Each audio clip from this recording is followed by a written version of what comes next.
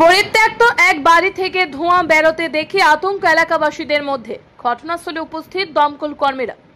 ঘটনা সম্পর্কে দমকল কর্মীর কাছ থেকে জানা যায়, ধর্মনগর মহকুমার দীননাথ নারায়ণী বিদ্যামন্দির স্কুলের সম্মুখ থেকে ফোন মারফত দমকল দপ্তরে খবর আসে বিদ্যালয়ের সম্মুখে একটি পরিত্যক্ত বাড়ি থেকে ধোঁয়া বের হচ্ছে।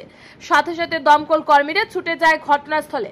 দমকল কর্মীরা সেই বাড়ির ভেতরে প্রবেশ করে বাড়ির চারপাশ এলাকা খুঁজে দেখে, কিন্তু কোনো জায়গায় ধোঁয়া বা অগ্নিকাণ্ডের কোনো সন্ধান পায়নি। বাড়িটি দেখে বোঝা গেছে দীর্ঘদিন যাবৎ পরিত্যক্ত অবস্থায় রয়েছে। বাড়িতে যেহেতু গ্রিলের গেট রয়েছে, তাই ভেতরে প্রবেশ করা সম্ভব হয়নি, কিন্তু বাড়ির কয়েকটি রুমের জানালা দরজা ভাঙা থাকায় সেদিক দিয়ে দমকল দপ্তরের কর্মীরা ভালোভাবে দেখেন, কিন্তু কোনো জায়গায় ধোঁয়ার কোনো সন্ধান পাওয়া যায়নি।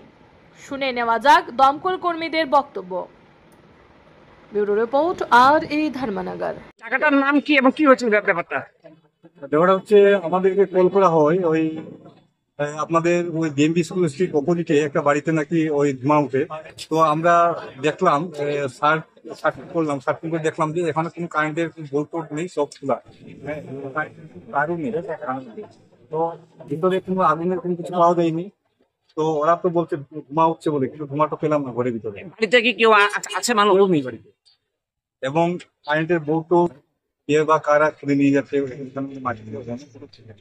পরিত্যক্ত বাড়ি এবং জঙ্গলে ভরে গেছেন। এই বাড়িতে কেউ থাকে না। এই বাড়িটা এমনিতে ওই পরিত্যক্ত অবস্থা একটা জঙ্গলে বসে গেছে। দরজা জানলা কোনো কিছু নেই, এবং এখানে যা দেখলাম ভেতরে সব ভেঙ্গে চুরে সবকিছু, হয়তো কে বা কারা নিয়ে যাচ্ছে না কিছু বলতে পারবো না। কারেন্টের বোর্ড তো কিছু নেই, সব ছবি মাটিতে। আপনারা কি কোনো পরিচয় পেয়েছেন যে বাড়ির মালিকের? মালিকের পাইনি, এবং কার বাড়ি পাওয়া যায়নি।